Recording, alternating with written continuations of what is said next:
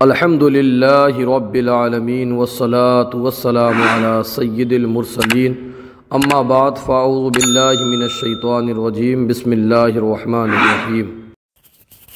آج ہم مصباح الانشاء حصہ اول کی تمرین نمبر 2 آپ کی خدمت میں پیش کر رہے ہیں۔ مندرجہ ذیل جملوں میں غور کرو اور اسم، فعل اور حرف کی تعین کے ساتھ ان کی علامتیں بھی بتاؤ۔ ٹھیک ہے، انشاءاللہ اب یہاں پر ترجمہ بھی کریں گے اور اس کی علامتیں بھی ہم یہاں پر بیان کریں گے۔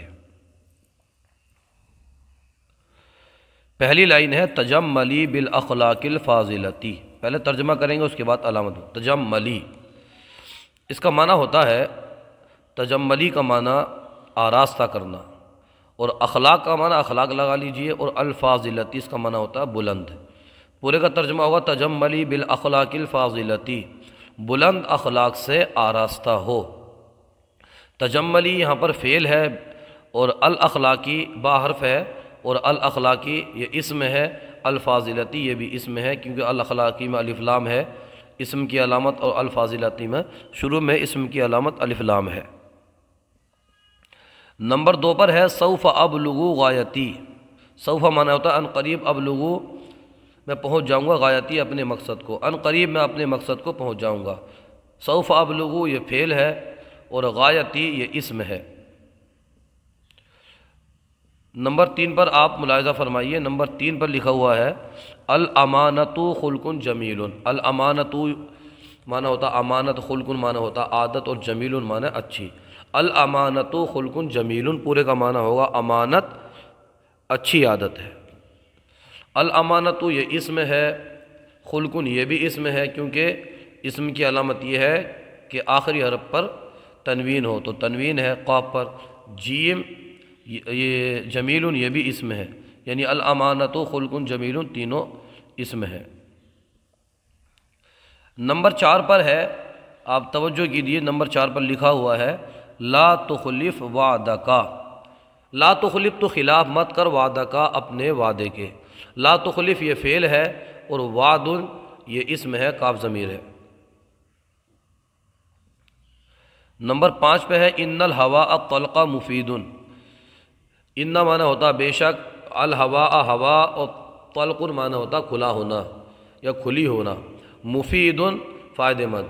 ان الہواء طلق مفید پورے کا معنی ہوگا بے شک کھلی ہوا فائدہ مند ہے، مفید ہے۔ ان حرف ہے، الہواء یہ اسم ہے، کیونکہ اسم کی الف لام علامت شروع میں ہے، اور الطلق یہ بھی اسم ہے، اور مفید یہ بھی اسم ہے۔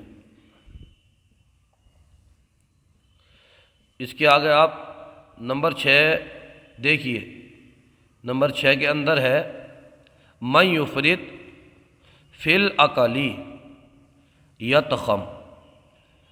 یفرط کا معنی تھا مبالغہ کرنا، اور اکلن کھانا، یتخم یہ بد ہضمی اس کا معنی آتا ہے، تو پورے کا معنی ہوگا من یفرط فی الاکلی یتخم۔ من یفرط جو مبالغہ کرے گا، فی الاکلی کھانے میں، جو کھانے میں مبالغہ کرے گا، یتخم وہ بد ہضمی میں مبتلا ہو جائے گا۔ نمبر 7 پر دیکھیے قد افلح المؤمنون۔ اچھا، من یفرط کے اندر یہ من یفرط فعل ہے، فا حرف ہے، اور الاکلی یہ اسم ہے، یتخم یہ فعل ہے۔ قد افلح المؤمنون بے شک، افلح مراد کو پہنچے، المؤمنون ایمان والے۔ قد افلح یہ فعل ہے، اور المؤمنون یہ اسم ہے، اس میں شروع میں الف لام کی علامت موجود ہے۔ اس کے آگے ہے لن ینتصر الظالم، نمبر 8 پر۔ تو ینتصر ہوتا ہے اس کا کامیاب ہونا، ینتصرون۔ لن ینتصر ہرگز کامیاب نہیں ہوگا، الظالم ظالم پورے کا معنی ہوگا کہ ظالم ہرگز کامیاب نہیں ہوگا۔ لن ینتصر یہ فعل ہے، اور الظالم یہ اسم ہے، شروع میں الف لام کی علامت ہے۔ لم یثمر الشجر، لم یثمر الشجر نمبر 9 پر۔ لم یثمر نہیں لایا، الشجر درخت، لم یثمر درخت پھل نہیں لایا، لم یثمر الشجر درخت پھل نہیں لایا، اس کا معنی یوں بھی لگا کے درخت پر پھل۔ تو لم یثمر یہ فعل ہے اور الشجر یہ اسم ہے۔ نمبر 10 جو اس تمرین کا آخری ہے اس کو دیکھ لیجئے۔ وضعت الخادمۃ الاطباق علی المائدۃ، وضع معنی ہوتا رکھنا، الخادمۃ ہوتا نوکرانی کنیز، اور اطباق یا طبق کی جمع ہے، یہاں پر اس کا معنی لگا جی پلیٹیں، علی المائدۃ، مائدۃ المعنی ہوتا ہے دسترخوان۔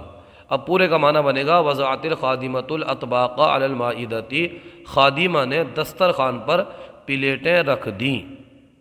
وضع فعل ہے، یہ وضعاتی فعل ہے، الخادمۃ اسم ہے، الاطباق اسم ہے، اعلیٰ حرف ہے، اور المائدتی یہ اسم ہے۔ آج کا سلسلہ آپ کو کیسا لگا کمنٹ باکس میں ضرور بتائیے، اگر کوئی خامی ہو تو ہماری اصلاح فرمائیے۔ جزاکم اللہ خیرہ۔